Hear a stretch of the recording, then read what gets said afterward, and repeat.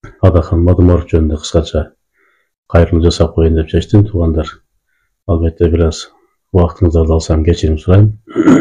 Билесиздер, мен Адахан Мадумаров Кимсанбаевдин үстүнөн арыз жазгам. Азыркы күндө тергөө иштери бүтүп, сот жүрүп жатат, туугандар. Сот жабык түрдө жүрүп жатканына байланыштуу көп нерсени айтууга болбойт, бирок мен үстүртөн гана айтайын деп чечтим, туугандар. Кандай болду?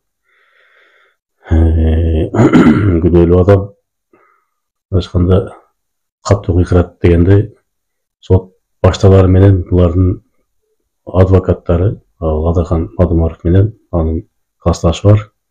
Ошол аркылуу движение алат да. Адахан Мадумаров Акыл Казакбаев, Айтбаевич деген. Айтбаев Акыл, Казакбаевич деген.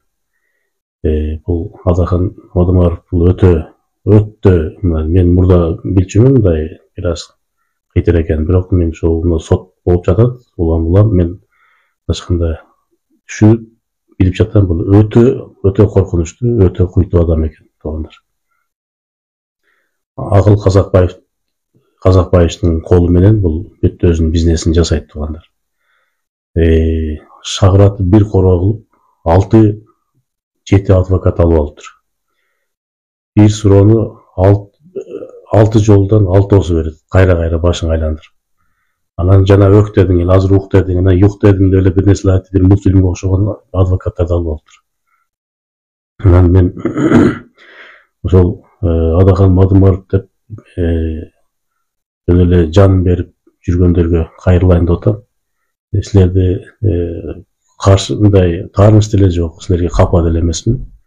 Албетте бүгүнкү күндө угрозалар болуп атат. Керек болсо ички иштер органдарынын адамдары 3 күн 4 күндөп боевой куралдар менен мени круглосуточно короп аткан күндөр да болуп атат.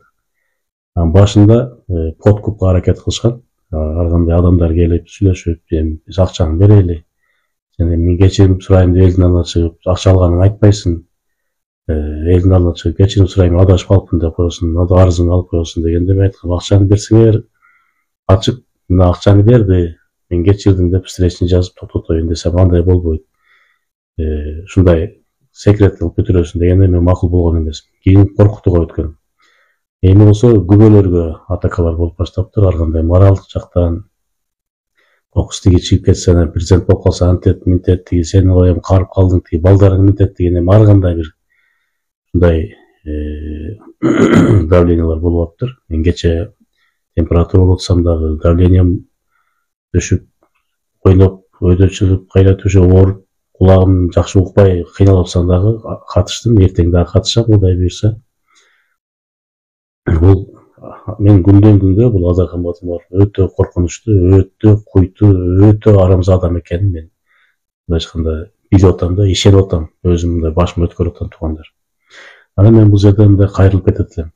Жөнөкөй адамдар $1000, $2000 үчүн арыз жазса, кылмыш иши козголуп, камалып кетет экен дагы, анан бул киши миллиондук жеп коюп, анан буга арыз жазса, бул саясий куугунтук болуп калат экен да. Бул кишинин эмне өзгөчө статусу барбы, же бул башкача адамбы, же төрөлгөндө эле өзгөчө деп күбөлүгү менен кызыл курткасы менен төрөлгөнбү, мен түшүнө албай атам, туугандар.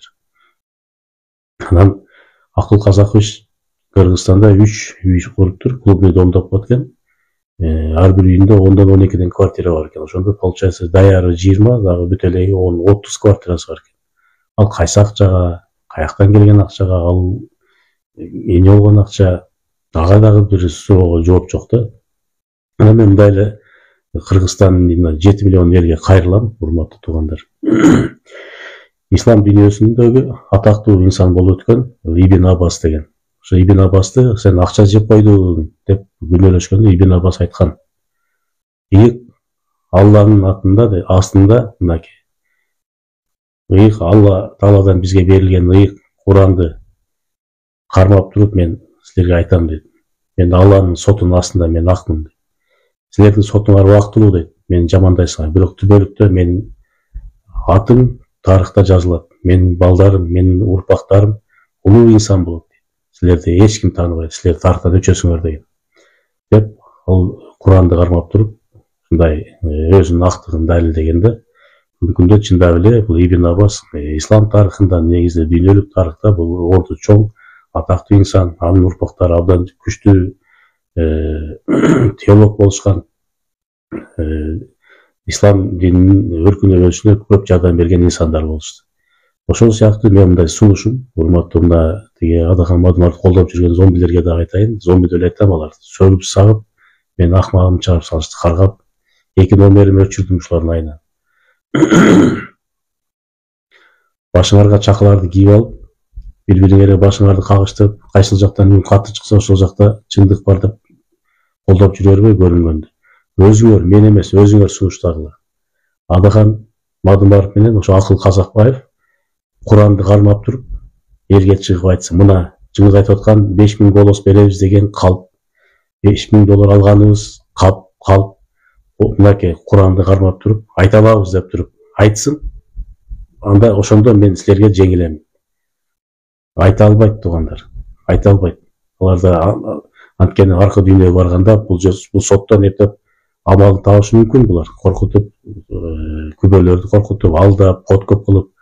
Бирок наркы Алла Тааланын сотуна барганда жана шагыраган бир коро адвокаттар бар, актап бере албайт ал жерге. Ал жерде өзүнүн адвокаты дагы, прокурору дагы өзүнүн абири, өзүнүн кылган иштери болот. Ошол жерде бул сөзсүз жооп берет. Мына менин сунушум, айткыла, чыгып, ошо Куранды кармап туруп, айтсын кыргыз элине. Айта албай, анда жаба турган жерин жаап туруп, аферист экенин, мошенник экенин мойнуна алып туруп, унчукпай отурsun туугандар. Ошол рахмат, урматтуу туугандар, бар болуңуздар, аман болуңуздар, иштериңиздерге ийгилик.